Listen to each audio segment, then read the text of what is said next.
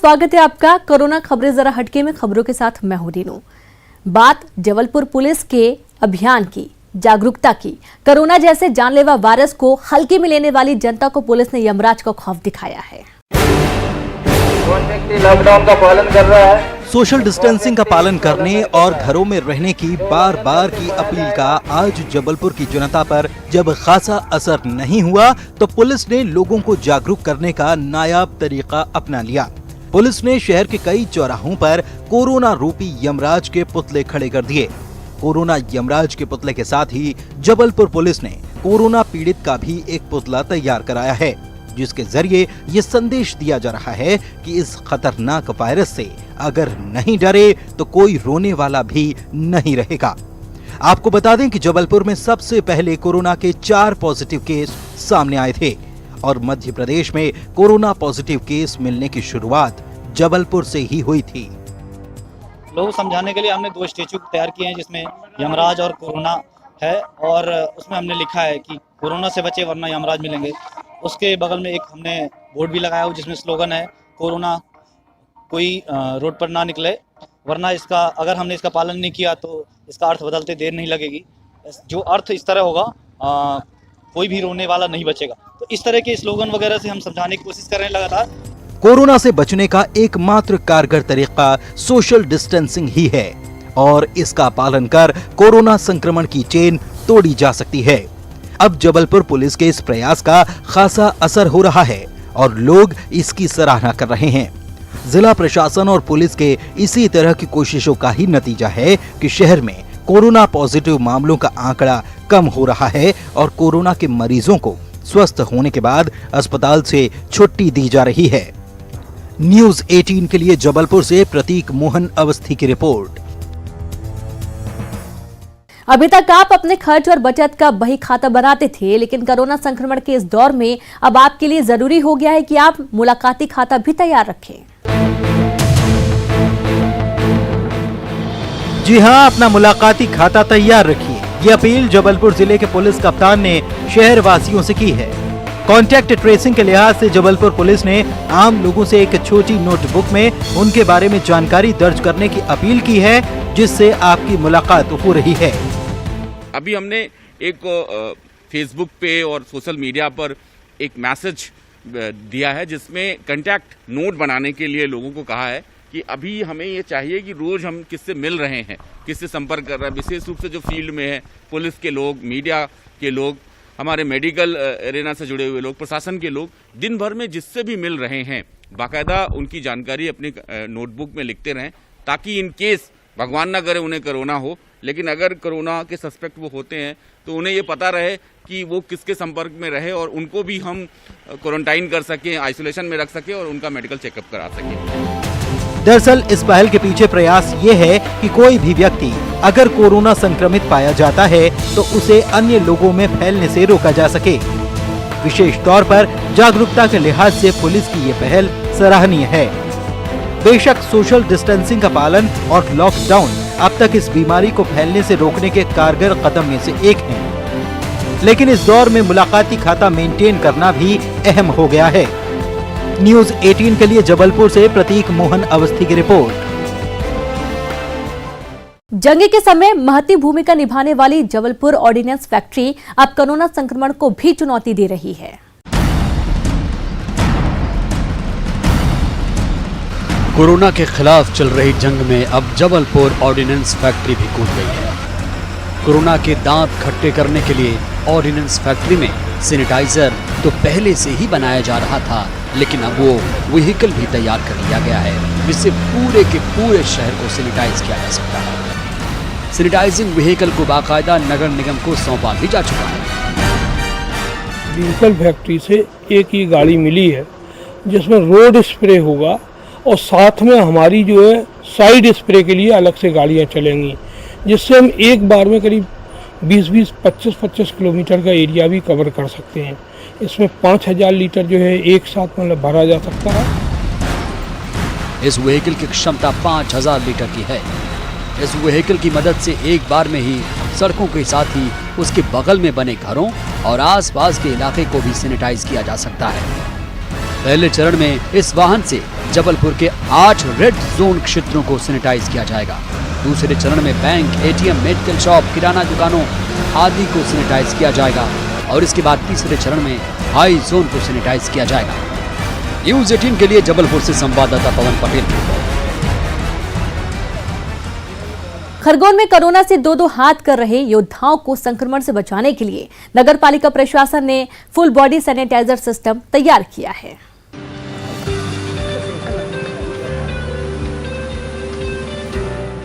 Khargone hotspot घोषित है।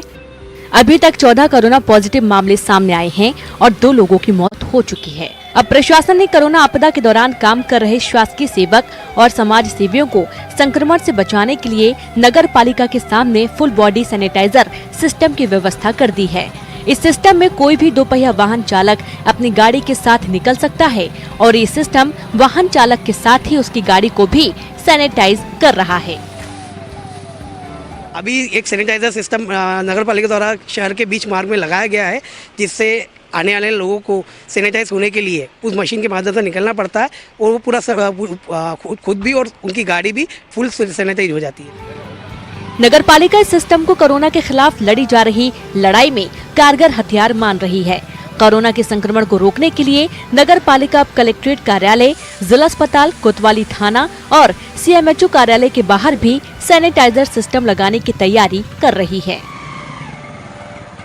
जी हाँ, नगर पालिका ने तैयार किया है और इस प्रकार के 4 और तैयार किए जा रहे हैं। जहाँ जो जैसे सार्वजनिक स्थल है, जैसे जिला चिकित्सालय है, सीएमएचओ ऑफिस है, पुलिस थाना है, यहाँ भी रखने का प्लान है हमारा। ये फुल बॉडी जो है सैनिटाइजर सिस्टम नगर पालिका के द्वारा तैयार किया गया है। इसमें जो सेवा कार्यों में विशेष रूप से प्रशासनिक अधिकारी हैं या शहर के लोग हैं जो लॉकडाउन के दौरान सेवा में लगे हुए हैं, वो यहाँ से निकले और जो कोरोना का संक्रमण है उनसे दूर रहे, इसको लेकर ये प्रयास किया जा रहा है। न्यूज़ 18 भी आप सभी लोगों से अपील करता है कि लॉकडाउन का पालन करें और कोरोना का जो संक्रमण है उससे बचने के लिए अगर आप बाहर निकलते हैं तो इस सिस्टम का उपयोग जरूर लें। Ashutosh Purohit, news 18 Khargone. Lakhimpur Kheri police line में इन दिनों सिलाई मशीन का ही शोर सुनाई दे रहा है। कोरोना संकट काल में दर्जन भर महिला सिपाही घर घर मास्क पहुंचाने की मुहिम में जुटी हुई हैं।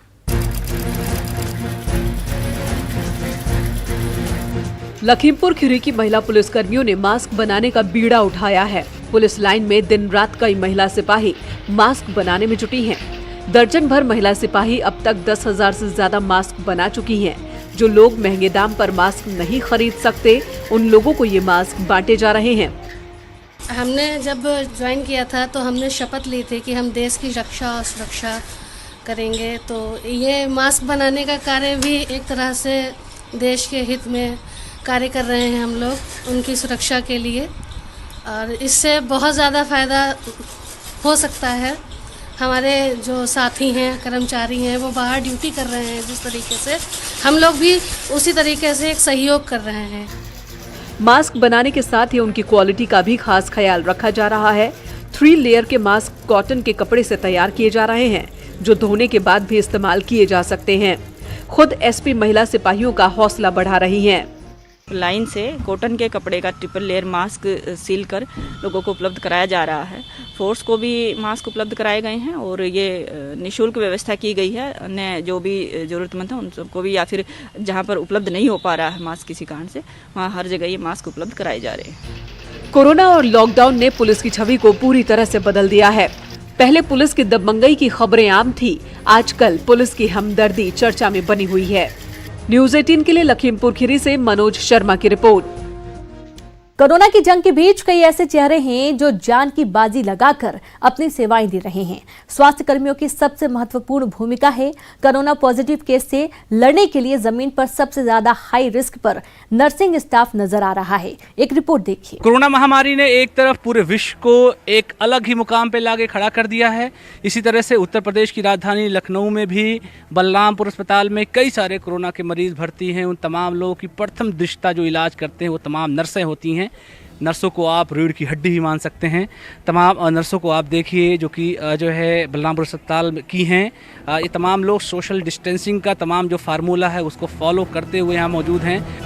कोरोना महामारी को जड़ से खत्म करने के लिए स्वास्थ्य विभाग की तमाम टीमें लगी हुई हैं और इन सब में सबसे महत्वपूर्ण भूमिका नर्सों की है। नर्सिंग स्टाफ जान की बाजी लगाकर कोरोना से जंग लड़ रही है। निजी जीवन को आफत में डालकर काम करने वाला नर्सिंग स्टाफ सबसे ज्यादा हाई रिस्क जोन में नजर आ रहा है। बच्चों, परिवार और सगे संबंधियों को पीछे छोड़कर इस जंग में नर्सिंग स्टाफ अपनी आहुति दे रहा है। तबस्सुम नाम की नर्स से हमने बात की तो पता चला कि वो प्रेग्नेंट है और इसके बावजूद वो ड्यूटी पर तैनात। कॉम्प्रोमाइज कर ही रहे हैं, कॉम्प्रोमाइज हम अपनी कंट्री के लिए कर रहे हैं, सेक्रीफाइस कर रहे हैं और ये हमारा एक सर्विस है जिसमें हमें अपनी कंट्री के लिए सर्व करना हमारा एक कर्तव्य हो जाता है, जिसमें हम अपने पहले परिवार वगैरह को छोड़ के अपना नेशन देखने के लिए, और जब इतनी आपत्ति आ चुकी है तो हम लोग, मैं एक्चुअली प्रेग्नेंट भी हूँ, मैंने ये ना सोचते हुए मैं अपनी ड्यूटी कर रही हूँ इतने हाई रिस्क टाइम में। कोरोना वार्ड में नर्सिंग स्टाफ की आमतौर से कम 14 दिन की ड्यूटी लगाई जाती है। इसके बाद उन्हें 14 दिन के लिए आइसोलेशन में भेज दिया जाता है। आइसोलेशन में भेजने के पीछे तर्क है कि अगर उनमें कोरोना का कोई लक्षण है तो वो 14 दिनों में दिख जाएगा। पूरी देश की सेवा करने के लिए हम नर्सिंग संवर्ग के लोग और पूरे स्वास्थ्य विभाग के लोग तत्पर हैं। बिल्कुल किस तरह से आज हमको इतना बुरा दिन देखना पड़ रहा है कि हम लोग कभी नहीं सोचते थे कि ऐसा हमारी लाइफ में आएगा कि हम पूरे जीवन रक्षक बन के उतरेंगे। और पूरे देश में, समाज में हम लोग अपनी सारे परिवार तक को नहीं याद कर पा रहे हैं। इससे पहले हम लोग 6 घंटे 8 घंटे की ड्यूटी करते थे। अब हमारी स्थिति ये है कि सुबह आ जाते हैं हम लोग और रात में 7 बजे तक जा रहे हैं। 24 घंटे हम लोग मेंटली प्रिपेयर होकर यहाँ बैठे हैं और सारी सेवाएँ दे रहे हैं कि हमारी सेवाओं से किसी तरह से किसी को गड़बड़ी ना होने पाए। महिला नर्सों के साथ पुरुष नर्सिंग स्टाफ भी इस जंग में लगा हुआ है। 3 अप्रैल को महिला नर्सिंग स्टाफ से गाजियाबाद में बदतमीजी होने के बाद सीएम के निर्देश पर पुरुष नर्सिंग स्टाफ की ड्यूटी भी लगाई गई है। कोरोना वार्ड में काम करने वाले नर्सिंग स्टाफ को अपने निजी जीवन से दूर होना पड़ रहा है। बाल बच्चे, घर बार और सब कुछ छोड़कर ये सिस्टर्स इस मुश्किल घड़ी में देश की सेवा में डटी हुई है। न्यूज़ 18 लगातार इस तरह की खबरें दिखा रहा है और ऐसे में इस चीज़ को भी हम दिखाने की कोशिश कर रहे हैं कि ये तमाम लोग जो कि हाई रिस्क पर सबसे ज़्यादा रहते हैं, क्योंकि मरीज के सबसे ज़्यादा नज़दीक यही तमाम लोग रहते हैं, तो ऐसे में ये कोरोना वॉरियर्स न सिर्फ सलाम के लायक हैं बल्कि इनके जज्बे को भी न्यूज़ 18 भी सलाम करता है। कैमरा पर्सन गोपी गिरी के साथ अलाउद्दीन, न्यूज़ 18, बलरामपुर अस्पताल, लखनऊ। और यहाँ पर वक्त एक ब्रेक का है, हम जल्द हाजिर होंगे।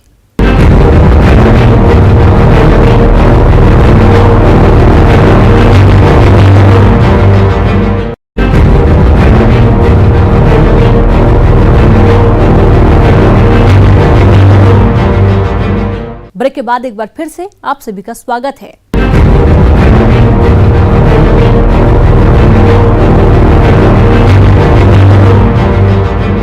कोरोना संकट के बीच देहरादून में ड्रोन से खाना और राशन सप्लाई हो रहा है और ये सरकार की तरफ से नहीं बल्कि कुछ दोस्त मिलकर कर रहे हैं जो मुश्किल घड़ी में तकनीक का सटीक इस्तेमाल कर रहे हैं।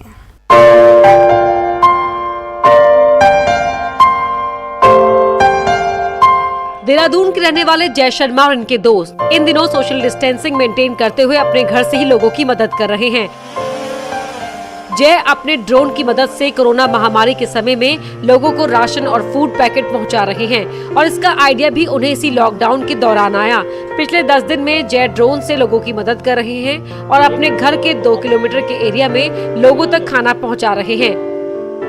बाहर निकलना अलाउड नहीं था और सोशल डिस्टेंसिंग के कारण हम लोग ये भी प्रेफर करते थे कि हम ज़्यादा मिले जुले ना काफ़ी अपने दोस्तों से और अपने मेंबर्स से। तो फिर मैंने अपना ड्रोन में उसको टाई करके एक प्रॉपर एक पैकेज बना के उसके अंदर 10 सैनिटरी किट्स डाल के हमने उस ड्रोन को फ्लाई किया और ड्रोन इजीली फ्लाई करके मेरे दोस्त के छत पे जा पाया और वहां पर उसने अपना ड्रोन का जो किट था उसको रिमूव किया। तो तब ये आइडिया आया कि क्यों ना ऐसे ही हमारे आसपास के लगभग 2 से 3 किलोमीटर के रेडियस में जितने हमारे जो वॉलंटियर्स हैं, जो मेरे फ्रेंड सर्कल में लोग हैं, उन लोगों को हम जो आजकल हम खाना बनाते भी हैं तो हम वो खाना भी जो बना रहे हैं उनकी भी जो राशन किट्स को हम पैक करके इसी दौरान इसी तरीके से हम लोग भेज रहे हैं अपने जो साथियों को, अपने वॉलंटियर्स को। जब उन्होंने हमें ये बताया कि ये ऐसा स्टार्ट करना चाहते हैं तो हमें लगा कि बहुत इनोवेटिव आइडिया है और हमें भी इनका साथ देना चाहिए। और हम जनरली सोशल कॉजेज में हम लोग हमेशा साथ में ही एक्टिविटीज करते हैं। ये लोग अपने घर पर ही राशन किट बना रहे हैं जिसमें चावल, आटा, दाल, तेल के साथ सैनिटाइजर और एक बुकलेट भी है। आधे घंटे में ड्रोन की बैटरी चार्ज होती है, फिर 10 से 12 पैकेट बांटे जाते हैं और फिर से बैटरी चार्ज होती है। इसी तरह दिन भर में 50 से 80 पैकेट बांटे जाते हैं। मैम इसमें दाल है, आटा है, आलू, चावल, तेल और नमक देते हैं मैम। बहुत अच्छा पहल लगा मेरे को और इस पहल में मैं इतना खुश हुआ कि कोई गरीब भाई बंद दूर होगा उसको इस थ्रू खाना जा सकता है। मैंने मैं वहाँ पर नहीं पहुँच सकता हूँ तो उस भाई के लिए इसके जरिए खाना जा सकता है। आपदा के वक्त में ड्रोन के जरिए जरूरतमंदों तक खाना पहुंचाने का काम अक्सर विदेशों में ही होता आया है, लेकिन देहरादून में इसका शानदार इस्तेमाल हो रहा है और ये आगे भी मददगार साबित हो सकता है। टेक्नोलॉजी का इस्तेमाल लॉकडाउन टाइम पीरियड में कैसे किया जा सकता है, ये मैसेज यहाँ पर देने की कोशिश की जा रही है जय और उनके दोस्तों के द्वारा, जो कि दूसरों को भी यहाँ पर प्रोत्साहित कर रहे हैं कि वो भी टेक्नोलॉजी का सही इस्तेमाल सोशल डिस्टेंसिंग को मेंटेन करते हुए कैसे कर सकते हैं। कैमरा पर्सन भरत शर्मा के साथ Bharti Saklani, news 18 Dehradun. Doctor, police, समाज सेवियों सहित तमाम लोग कोरोना के खिलाफ लड़ाई लड़ रहे हैं, लेकिन इन सभी में एक अहम भूमिका प्रदेश की सभी नर्सें निभा रही हैं। अपना घर परिवार त्याग कर जिम्मेदारी से अपनी ड्यूटी कर रही हैं।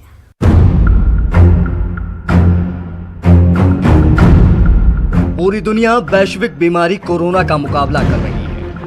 यूपी में भी कोरोना पांव पसार चुका है। आंकड़े बढ़ते ही जा रहे हैं, लेकिन इस संकट की घड़ी में भी स्वास्थ्य कर्मी एक बड़ी भूमिका निभा रहे हैं। विशेष तौर पर महिला स्वास्थ्य कर्मी कोरोना के खिलाफ लड़ाई में निर्णायक भूमिका निभा रही हैं। तस्वीरें आजमगढ़ की हैं, जहां सैकड़ों की संख्या में महिला नर्स नौकरी के साथ साथ अपने परिवार के दायित्व का निर्वहन भी कर रही हैं। मजबूरी है कि काम करना ही है, इधर हॉस्पिटल को भी देखना है, उधर अपने बच्चों को भी देखना है। लॉकडाउन होते हुए भी अपना काम को हम लोग कर रहे हैं घर से बाहर तक। ड्यूटी से ऑफ होते हैं तो घर आते हैं।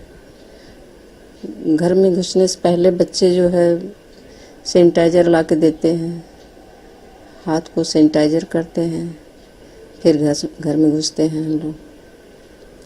फिर इसके बाद अंदर जाके बाथरूम में हाथ पैर धुलते हैं,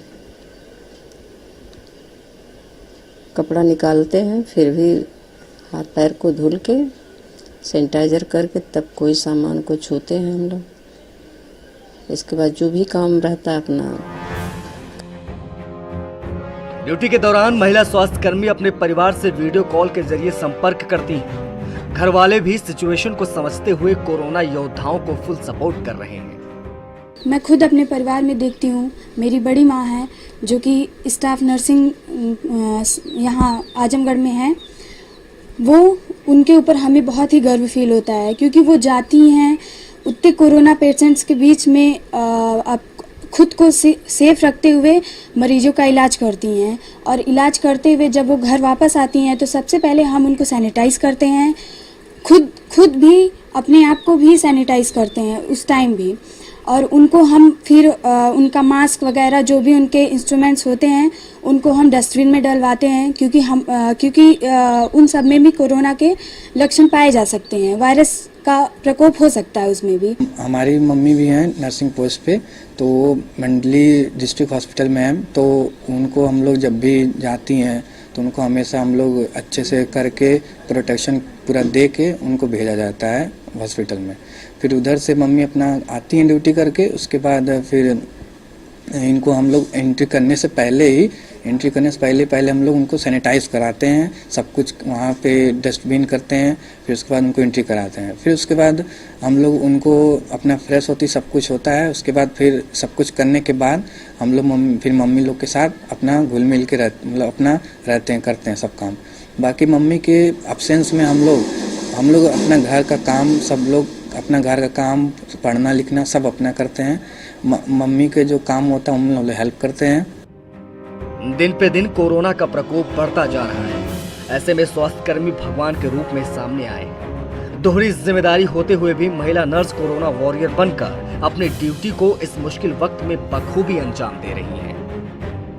अस्पतालों की महिला नर्सेज जो हैं लगातार अपने जान को जोखिम में डालकर ड्यूटी कर रही हैं, तो वहीं उनके घर वाले भी उनके इस कार्य में पूरी तरीके से सहयोग करते हुए दिख रहे हैं। हम नर्स के कुछ परिवार वालों से संपर्क किए तो उनके बच्चों का साफ तौर पे कहना है कि हम अपने मामा के ऊपर प्राउड फील कर रहे हैं कि ऐसे खतरनाक बीमारी में जहां लोग अपने घरों में कैद हैं, तो वहीं हमारी मामा जो है अस्पताल में जा कर के लोगों की सेवा कर रही हैं और उसके बाद घर में भी आकर के हमारा ध्यान रख रही हैं और खाने पीने में भी मदद कर रही है। तो कहीं ना कहीं बच्चे भी जब अपने मामा के ऊपर प्राउड फील कर रहे हैं, उनका साफ तौर पे कहना है कि हम अपने मामा के हर काम में उनकी हेल्प कर रहे हैं और साथ ही साथ उन्हें गर्व है कि उनकी मामा जो है इस समय देश के काम आ रही हैं। उनका साफ तौर पे कहना है कि हमें जब भी अपने मामा या अपने सिस्टर से बात करना हो रहा है तो हम वीडियो कॉल के माध्यम से उनसे बात कर रहे हैं और साथ ही साथ हम अपने पढ़ाई पर भी घर पे बैठे हुए पढ़ाई का भी ध्यान रख रहे हैं। अभिषेक उपाध्याय, न्यूज़ 18 आजमगढ़। अब आपको लिए चलते हैं न्यूज़ 18 के कोरोना कंट्रोल रूम, जहां आपके सवालों के जवाब दे रहे हैं एक्सपर्ट डॉक्टर।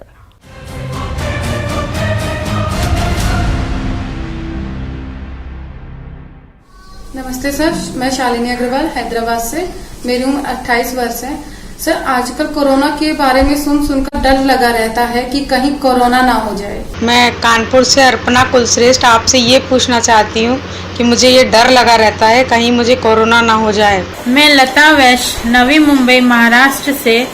डॉक्टर साहब, मेरा प्रश्न यह है कि मुझे हमेशा लगता है कि कहीं कोरोना ना हो जाए। मेरा नाम लक्ष्मण शर्मा है, मैं जिला फिरोजाबाद का रहने वाला हूँ। मेरी उम्र 31 साल है। डॉक्टर साहब, हमेशा डर लगा रहता है कि कहीं कोरोना ना हो जाए। जो ये पेंडेमिक आया हुआ है, हमें ये समझना जरूरी है कि हम में से कोई भी इसके बारे में ये पहले नहीं जानता था। ये एक अनप्रेसिडेंटेड चीज़ है, हमें कोई प्रिपरेशन नहीं है। सो स्वाभाविक है कि जब हमें अपने सेहत के बारे में, अपने परिवार की सेहत के बारे में, अपने बुजुर्ग, अपने बच्चों की सेहत के बारे में चिंता रहेगी तो तनाव स्वाभाविक है। ये भी स्वाभाविक है कि कल को हमारे जीवन पे इसका क्या असर होगा, जॉब पे, फाइनेंस पे क्या असर होगा, वो भी स्वाभाविक है। इसलिए अगर ये तनाव होता है उसे एक्सेप्ट करें, क्योंकि हम में से कोई भी ऐसा नहीं हो सकता जिसे किसी भी तरह का तनाव इसमें ना हो। ज़रूरी ये है कि हम गाइडलाइंस फॉलो करें, अपनी जिम्मेदारी निभाएं, जो हमारी जिम्मेदारी है कि हम कैसे इस पूरे फाइट में, जो कोरोना के खिलाफ पूरे विश्व की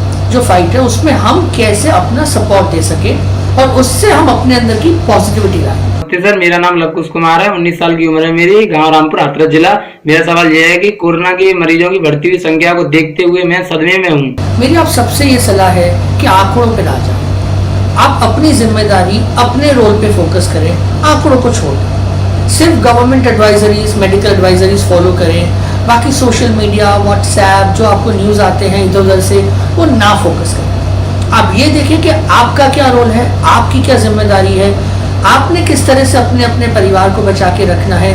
जैसा हमारे प्रधानमंत्री ने कहा, आप कैसे लक्ष्मण रेखा के नियमों का पालन करते हैं, वो करने से, ये समझ के कि मैं जिम्मेदारी कर रहा हूँ या कर रही हूँ अपनी, उससे जो आपके अंदर पॉजिटिविटी आएगी, वो ये सोल्यूशन है। मेरा नाम नूपुर दानी है, मैं अहमदाबाद से हूँ और मेरी उम्र 28 साल है। मेरा प्रश्न ये है कि अगर कहीं भी बाजार में छोटी मोटी चीज़ लेने जाओ तो हमेशा एक डर सा लगा रहता है कि भाई शायद कोरोना ना हो जाए। मैं प्रीति त्रिवेदी बेंगलोर कर्नाटका से बोल रही हूँ। मेरा प्रश्न यह है कि जब मैं बाजार जाती हूँ तो कोरोना का डर सताता है, तो इसके लिए मैं क्या करूँ? स्वाभाविक है, अगर हम बाहर जाएंगे तो ये जो डर हमें हो रहा है कि कहीं हम औरों को या कोई हमें ये बीमारी ना फैलाए, ये डर स्वाभाविक है। और एक तरह से इसी डर को हमें यूज करके अपनी जिम्मेदारी निभानी है और सोशल आइसोलेशन में गवर्नमेंट का सपोर्ट करना है।